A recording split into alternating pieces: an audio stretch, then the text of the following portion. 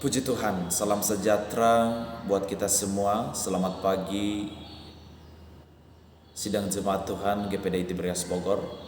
Pada pagi hari ini, sebelum kita memulaikan setiap aktivitas kita, saya rindu mengajak setiap kita untuk mendengarkan firman Tuhan. Tapi sebelum kita mendengarkan firman Tuhan, Bapak Ibu, mari kita tundukkan kepala, kita sama-sama berdoa.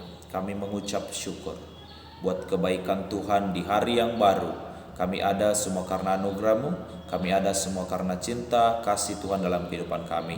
Di pagi hari ini sebelum kami memulaikan aktivitas kami, terlebih dahulu kami rindu ditaburi oleh kebenaran firman-Mu Tuhan, dan biarlah firman-Mu yang menjadi kekuatan dalam setiap kehidupan kami dan menolong setiap kehidupan kami.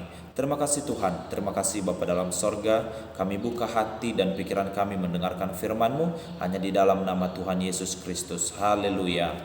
Amin. Puji nama Tuhan. Bapak Ibu Saudara yang terkasih dalam nama Tuhan Yesus Kristus, pada kesempatan di pagi hari yang baru ini kita sama-sama belajar tentang tema firman Tuhan yang ingin saya share atau saya bagikan kepada saudara semua, yaitu berbicara tentang doa peperangan. Terambil di dalam Efesus pasalnya yang ke-6, ayatnya yang ke-11 dan 12. Saya akan bacakan kepada sidang jemaat Tuhan. Begini firman Tuhan. Kenakanlah seluruh perlengkapan senjata Allah, supaya kamu dapat bertahan melawan tipu muslihat iblis. Karena perjuangan kita bukanlah melawan darah dan daging, tetapi melawan pemerintah-pemerintah, melawan penguasa-penguasa, melawan penghulu-penghulu dunia yang gelap ini, melawan roh-roh jahat di udara. Puji Tuhan. Bapak Ibu Saudara yang terkasih, saat ini kita ada dalam situasi peperangan setiap hari. Peperangan antara yang baik dengan yang jahat, peperangan antara keinginan daging dan keinginan roh. Peperangan ini harus diselesaikan sampai kepada akhirnya.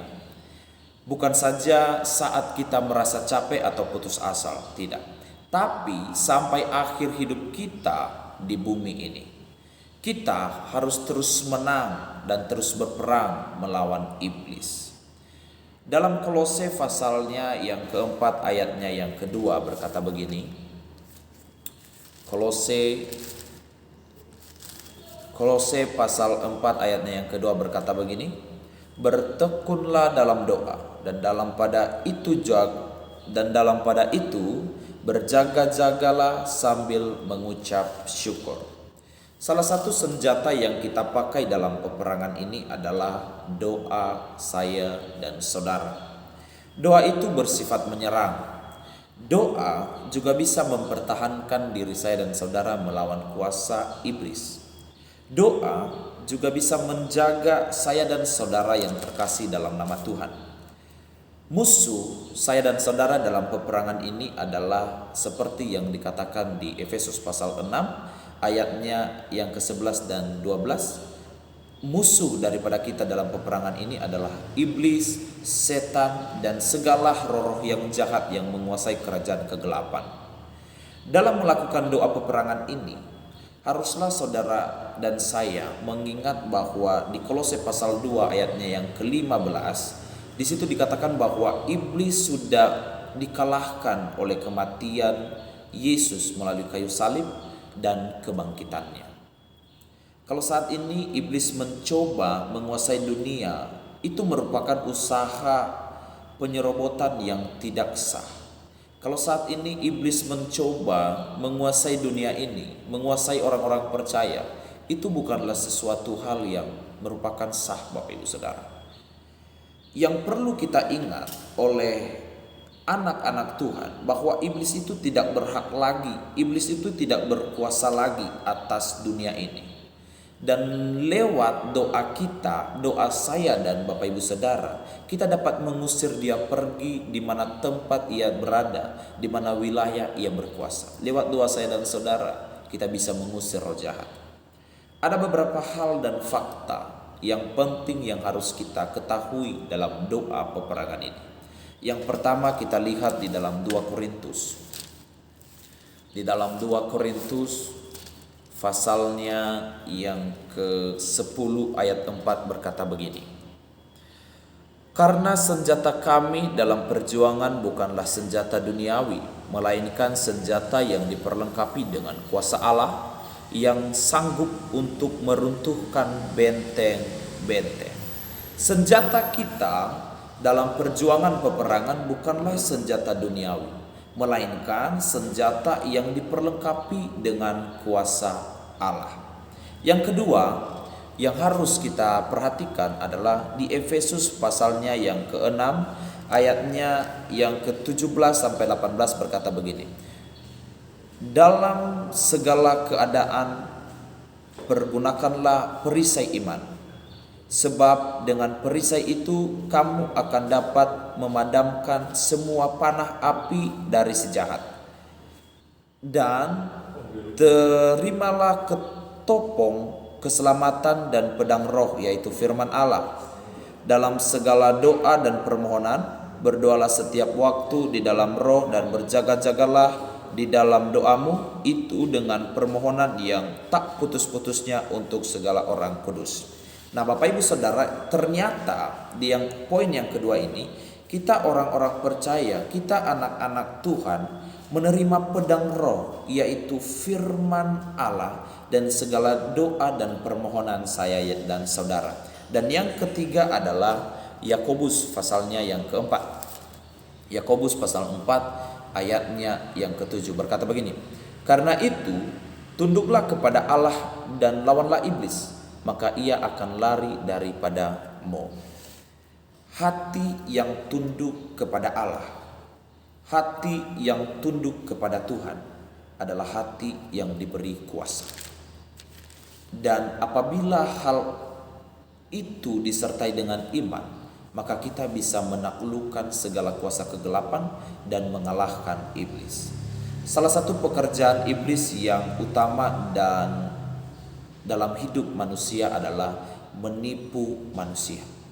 Salah satu pekerjaan iblis yang paling utama adalah menipu saya dan saudara, sehingga hati mereka tertutup untuk berita-berita Injil itu. Salah satu penginjilan yang efektif dimulai dari melakukan doa peperangan rohani. Karena lewat doa kita bisa mengikuti dan mengusir roh-roh penghulu-penghulu daerah tersebut. 2 Korintus pasalnya yang keempat, dalam 2 Korintus pasal 4 ayatnya yang keempat berkata begini. Yaitu orang-orang yang tidak percaya, yang pikirannya telah dibutakan oleh ilah zaman ini, sehingga mereka tidak melihat cahaya Injil tentang kemuliaan Kristus yang adalah gambaran Allah. Kalau ada orang yang tidak mau percaya kepada Injil, itu adalah karena pikirannya telah dibutahkan oleh ilah zaman sekarang ini. Jadi Bapak Ibu Saudara yang terkasih dalam Tuhan, hal yang harus kita renungkan pada kesempatan ini adalah, yang menjadi renungan harian kita di pagi hari ini adalah, pernahkah Anda menginjili seseorang dan walaupun orang tersebut tidak dapat membantah kebenaran berita Injil itu, ia tetap tidak mau menerima Yesus sebagai Tuhan? Dan yang kedua, di setiap daerah terdapat dosa khusus yang lebih menonjol daripada dosa-dosa lainnya. Di daerah tertentu misalnya, yang satu dosa yang menonjol adalah perzinahan, sedangkan yang lain dosa yang menonjol adalah dosa penjudian. Yang harus kita renungkan atau yang harus saudara perhatikan, menurut Anda dosa-dosa khusus apakah yang sangat menonjol di daerah Anda dibandingkan di daerah-daerah lainnya? Yang ketiga, pernahkah Anda mengikuti doa peperangan sambil berjalan keliling di daerah Anda? Yang menjadi ayat hafalan kita pada kesempatan ini adalah di dalam Yakobus pasal 5 ayatnya yang ke-16. Karena itu hendaklah kamu saling mengaku dosamu dan saling mendoakan supaya kamu sembuh. Doa orang benar bila dengan yakin didoakan sangat besar kuasanya. Jadi Bapak Ibu Saudara, mari pergunakan kesempatan yang ada untuk berdoa.